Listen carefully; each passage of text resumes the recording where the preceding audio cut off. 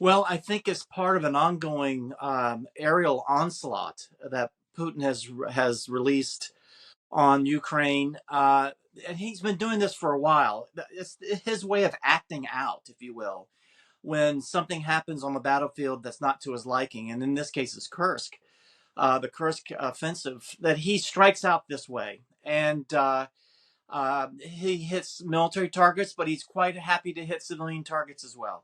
And so his strike today at that facility, but also he had a children's hospital a few months ago. He's done other things as well that's caused mass casualties. He is quite happy to give the Ukrainians a shove like that and say, don't think that because of some recent reversals or whatever it might be, don't think that we're out of this. We're coming for you. We're coming to bring you back into the fold, and I'm going to unleash this terror on you. And this is something that he has been doing consistently, and he knows he doesn't get a lot of blowback from the West. He did a year or so ago. He used to hear more from the West and the revulsion about this tactic, but he doesn't hear as much anymore. So it's not such a cost to him to do this, and instead it gives Ukraine a big shove, and tries to take the war home to the Ukrainian people, such that they might turn on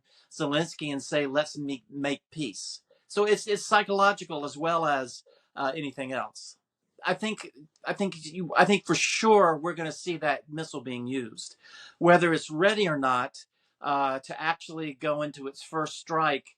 I don't know. And I think they want to make sure that all systems are go for that missile before they use it, because they don't want to have a dud arrive in Moscow or wherever their target might be, and it to be embarrassing to Ukraine and show a weakness.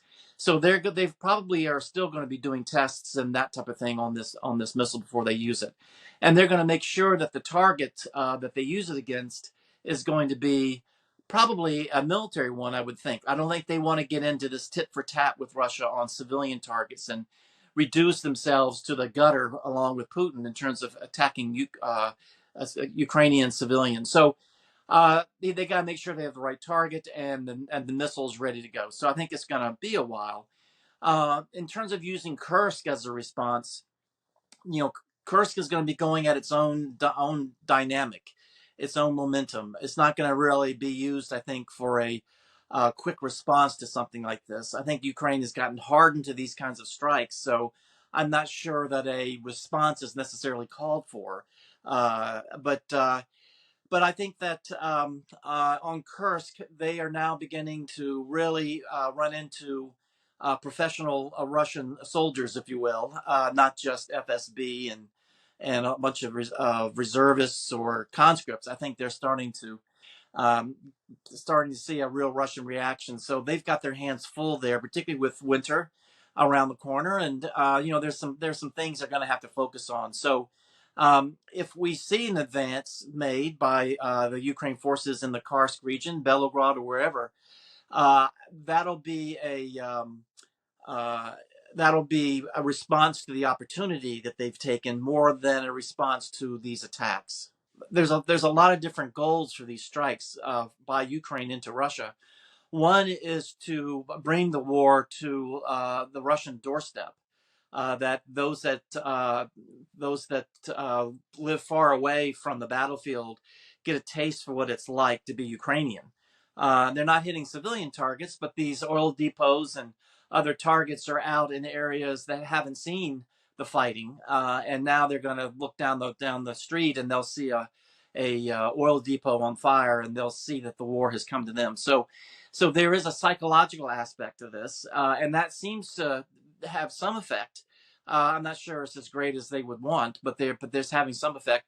As you point out, it does impact Russian logistics in terms of availability of oil products, petroleum products, being able to ensure that the frontline forces are getting the refined fuels, gasoline, and this type of thing that they need.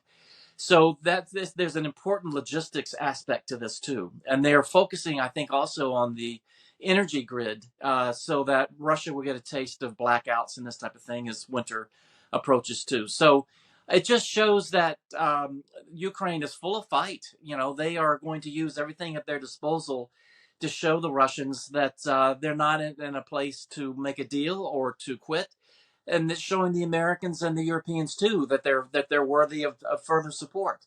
They've developed their own missile, as you point out. They're doing the Kursk counteroffensive, or offensive at least. They're doing things that show that they're not giving up, and that they're going to position themselves as best they can when that time comes when there will be talks. But those times are not here yet. And so Ukraine is certainly giving it its all, and making sure that the Russians know and Putin knows that there's not going to be a matter of waiting out Ukraine, that Ukraine will get tired of this, etc. They're showing uh, that there's not going to be fatigue in Ukraine, and maybe there'll be fatigue in Russia. We'll have to see. Ukraine has talked about that in 2025, that they will have done a reset this year. They would have been able to bring in some of that equipment that's been arriving since the summer. The F-16s are starting to arrive as well. I mean, there's things that would lend themselves to another counteroffensive. But I think one thing that Ukraine has learned from last year or earlier this year, that to trumpet to trumpet publicly that they're going to do an offensive, that they're going to set expectations high, that there's going to be a great advance, et cetera, et cetera. They're going to telegraph to the Russians what their moves are. That doesn't work real well. That they need to keep things under wraps and do like with Kursk. They were able to pull that off without a lot of advance notice, and they were able to surprise the Russians. So 2025 comes around. The Ukraine has talked about a new offensive. We'll just have to see. I think a lot will depend on what's happening in Kursk. If Kursk turns bad for Ukraine and suddenly they're being mauled by the Russians, and they lose not just their some of their top fighters, but also their equipment and this type of thing, that might stymie a bit of an offensive starting next year. I mean, we don't know there, and in the east too, you know, in the Donbas region, they're steadily losing territory, not in large chunks to the Russians, but they are losing territory, and so maybe their forces are going to have to go and push back on the Russians there. That's the problem Ukraine has, is they don't have a lot of forces. They don't have that depth of personnel to do a lot of things at the same time. So they're going to have to pick and choose what makes the most sense next year. But yeah, I think his mindset is one of I mean, who knows? I shouldn't be sitting here pretending I can even open that skull and look inside that brain and see what he's thinking about. But for sure, he has a lot of things going on in his mind that shape what he does. You know, terror tactics is something that he for sure believes in. He's been doing that for a long time.